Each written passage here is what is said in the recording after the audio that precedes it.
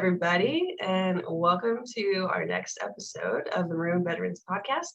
Today, instead of Rob co-hosting with me, we have Truman Custer filling in. Rob has just been a little bit busy preparing to be a father, so no time on hand for that. Joining us today, we have Ivy, who is a fellow first year with us, and of course, veteran, who recently joined the Maroon Veterans Alliance like a month or so ago.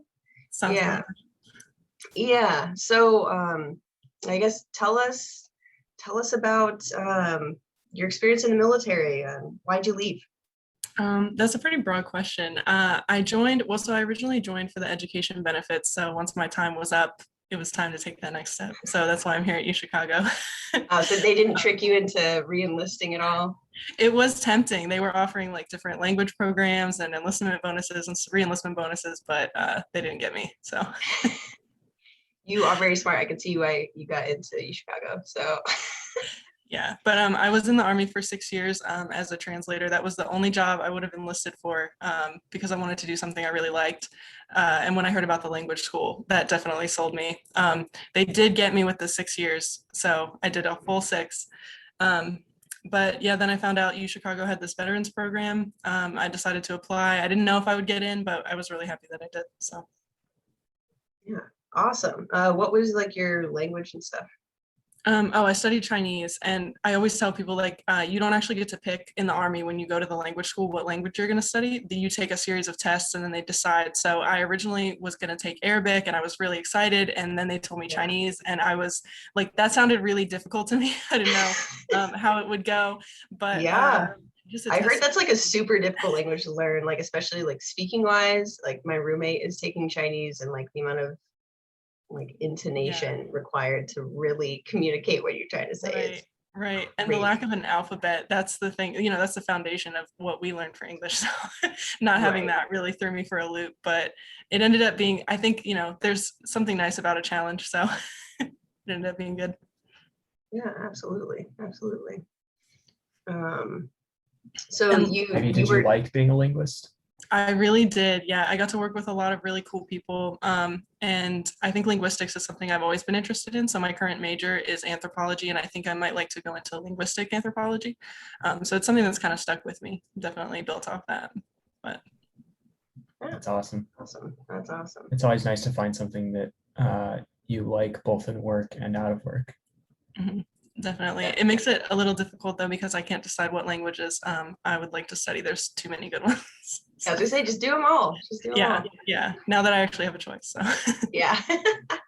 Yeah, you're not locked in for 6 years with the language you didn't pick. So. Yeah. So like being, a woman in the military, it's been like all over the headlines recently, and not a good light, right? All these like sexual harassment, assaults, and even murders recently out of, was it Fort Hood, right?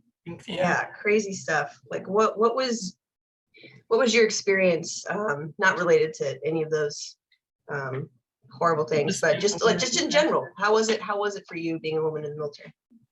Going into the military was definitely something I was aware of, that there was a lot more men than women, and that I might have to really be vocal to kind of keep running, in a male-dominated environment. But it wasn't exactly like I expected. I actually found like there's still that sense of brotherhood and like, just camaraderie that you can get. And I mean, once if you just pull your weight, like once you show that you're willing to work just as hard as everybody else, the fact that you're a woman I feel like it didn't take away so much from my experience. I was doing the same job as men, in my field. Yeah.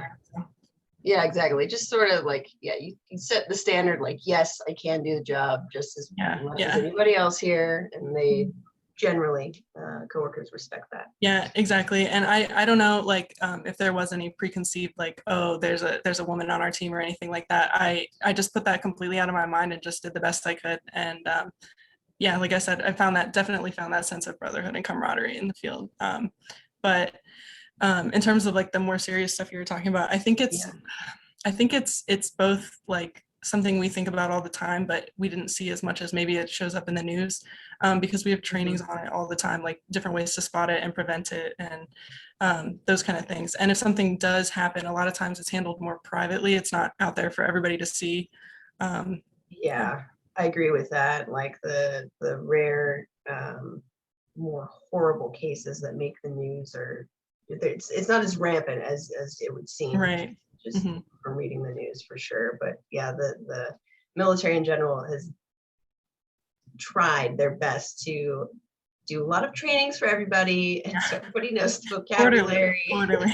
Yeah, exactly. Quarterly training on this stuff. That and like suicide prevention and awareness. I remember that was we had to do that quarterly too, I believe. And kind of just going back to the more general sense of being a woman, like in that environment, I think one of the most like obvious differences is on the physical fitness scale. Like the women had to do less to get the same score that a man would do. And I think that does sometimes, you might get a score that's higher than a man, but you didn't do as much physical work, like you didn't do as many push-ups or you didn't do as many sit-ups. And that sometimes could be a factor that somebody might pay attention to. But at the end of the day, they set the scores for the way they did for a reason. So yeah, absolutely. I know, like I've had NCOs that were like pregnant or had just given birth, right? And they get, X amount of months in the Air Force to redo their physical fitness thing. But like it is hard. Like all of a sudden those numbers that they're expecting women to do for physical fitness, like they make sense in my opinion. Like of course, like no woman just having given birth is gonna be able to whip out 80 sit-ups or whatever. Like no. That's asking a lot. So Truman, do you have anything to add? I don't know, how is the Coast Guard in terms of the integration? Because I know like the Navy was pretty, just in general, hesitant to include like women on ships and stuff like that with male crews. Yeah, the Navy has just started integrating women onto submarines, which is sort of the last, that and naval special warfare, sort of the last departments in the Navy where they're integrating women. The Coast Guard, I would say, has done a really, really nice job integrating women into the service. In fact, the Coast Guard's first 4-star admiral is going to be approved by Congress, I think, next week. And she's going to be the vice commandant of the entire service. One of the setbacks for the Coast Guard, though, is female retention. So, if you look at the numbers for women that are coming into the Coast Guard, I would say it's right up there with the rest of the services, but they have one of the highest retention fallouts, I would say, post one enlistment, post the second enlistment. And that's an ongoing issue that I know the higher ups and headquarters are trying to figure out. And that's for like women specifically? Sorry to interrupt. Yeah, it's for women. Yeah, for women specifically. Yeah. Interesting. I don't really know why that is. I was sort of an odd unit where, I think in general, and you guys were both in Intel and crypto units. In general, I would say there are more women in per capita in Intel and crypto and linguist units than there are in like a normal infantry unit or normal squadron, or normal cutter in the Coast Guard. Yeah. So for me, I was involved with a lot of women. One of my team leads when I was still in was a woman, and I had no issues with it. I thought it was awesome because she was way smarter than all of us, and she kicked ass. I will say one of the things that I was always thinking about was, we talked about earlier, how sexual assault training is like every quarter. And it gets to the point where, you do sexual assault training and you're just clicking through the training. Are we actually retaining anything? Is it actually beating into our brains that this is just wrong and we shouldn't be doing this? Is it actually telling the bystander what the bystander should be doing if they see it happening? I don't really think it's a very effective training, but at the same time, I don't really know what else to do for services that are so big and are getting even bigger. Mhm. I think it's better than no training, but I agree that there's definitely an element of being able to kind of just click through and just get through it as fast as you can. So completely. And it's just box checking. I've always personally viewed those like computer click through trainings as it's box checking for leadership and way higher up. Yeah. Say, look, we tried. We don't know what's wrong. We have them click through this PowerPoint slide every quarter. I don't know. It's a really difficult issue to deal with ultimately, because it's like a cultural issue. So how do you change the culture of an organization, especially one steeped in tradition as the branches are? Maybe not so much the Air Force,